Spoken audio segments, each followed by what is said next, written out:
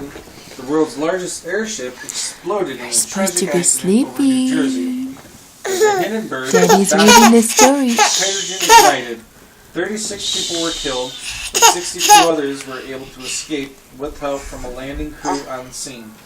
The gas-filled Zeppelins would never again be used to carry paying passengers. Let's compare. Unemployment rates. As the Depression dragged on, the number of people without jobs grew from 4 million in 1930 to 12 million in 1932. That does not sound like a children's book. You want me to read this one? What is that? American history? I don't even know where we got it. It's got some Hi, Bubbles. stuff in it. It's Mayo. What am I stuff? I don't know. Just say goodnight. Good night. Say goodnight to Uncle Cody. What? Say goodnight to Uncle Cody. By Good 1933, night, Uncle unemployment reached an all-time high Let me see it. of 24.9%. No, I gotta send it to him. Or about Say hi to Osiris. Hi, Osiris. And Callie and or Sophia. about 15 million people. Hi, Kelly. Some Hi, wages Sophia. were as low as 5 cents an hour. Okay, you're a goofball. Production needed for World War II finally Say goodnight, created Bubba. enough jobs to lower unemployment rates again. August, say goodnight real quick. Good night. Night.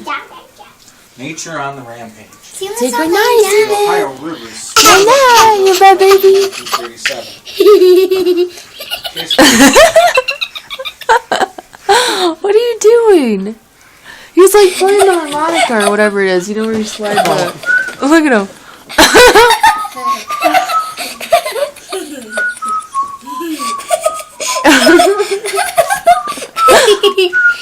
Are you playing?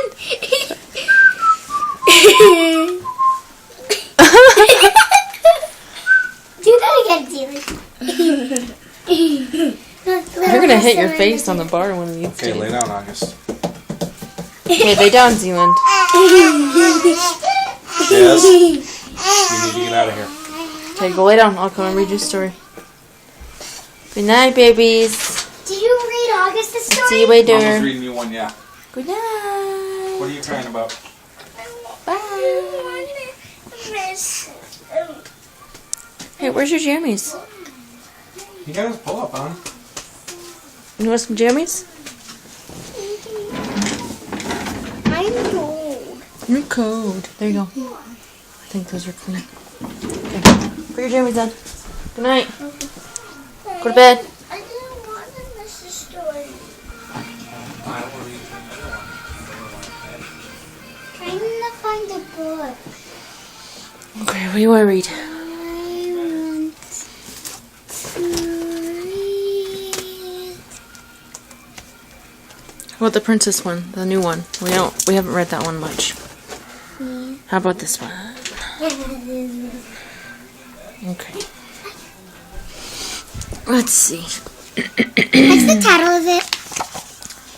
It doesn't really have a title because there's too many stories. I mean, on the front. It's called Princess Collection. Princess A Collection. Treasury of Tales. Okay, we're gonna do... I want to do Snow White. That's what Mom wants to do. We'll read it to Callie and Sophia because they'll like this too, okay? Okay. Oh, after you're done with that story, can we just say Beauty? Once upon a time, there lived a lovely princess named Snow White. Her wicked stepmother, the queen, dreaded that someday Snow White would be more beautiful than she was. Every day, the queen asked her magic mirror, "Who is the fairest one of all?" And every day the mirror replied, "You are." But one day, the mirror gave a different answer. "Snow White," it said. The queen was enraged. She ordered the royal huntsman to take Snow White into the woods and kill her. Ooh. What do you want? What do you want? Yeah. That way, the queen would be the most beautiful woman in the kingdom again. But the huntsman couldn't bring himself to harm Snow White. When they got to the forest, he told the princess how much the queen hated her. "Run away," he told her. "Hide." Snow White turned and ran away as quickly as she could, but the woods were scary. Branches seemed to reach for her, and roots tripped her. She felt as if eyes were staring at her from the darkness. Snow White screamed. Then she fell and buried her head in fear. In the morning, Snow White lifted her head. She saw eyes watching her.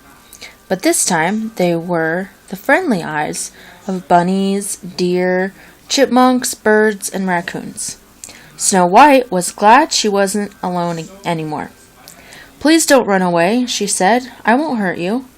Snow White knew she could never return to the castle.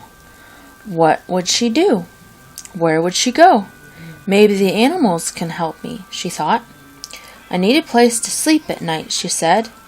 The animals looked at each other. The birds took her cape in their beaks and guided her forward. Soon they came to a clearing in the woods.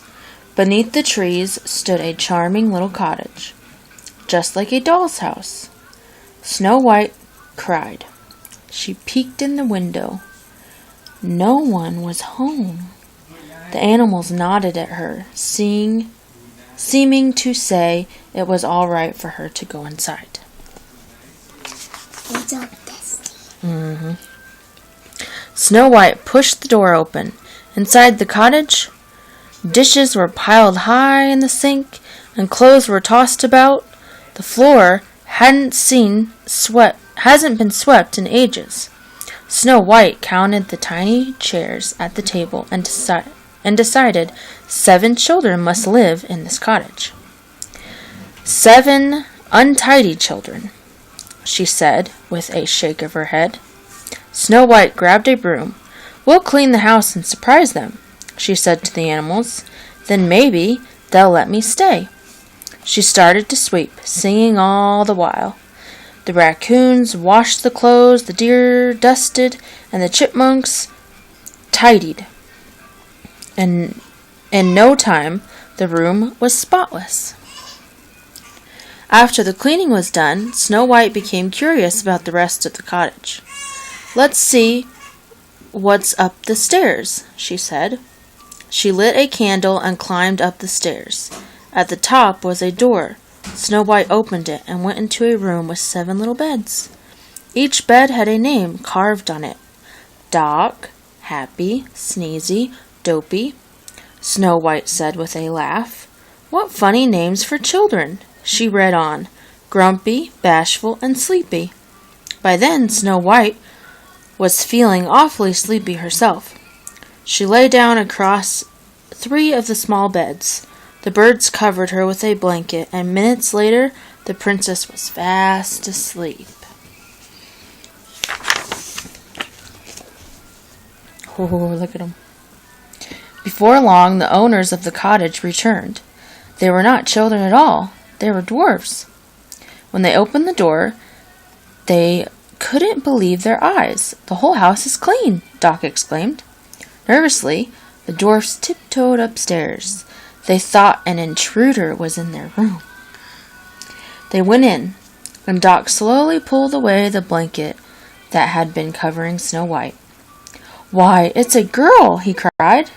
"An angel," whispered Bashful. But Grumpy thought differently. "All females are poison," he insisted. As Snow White began to wake up, the nervous dwarfs hid. They peeked at her over the footboards. The princess yawned and sat up.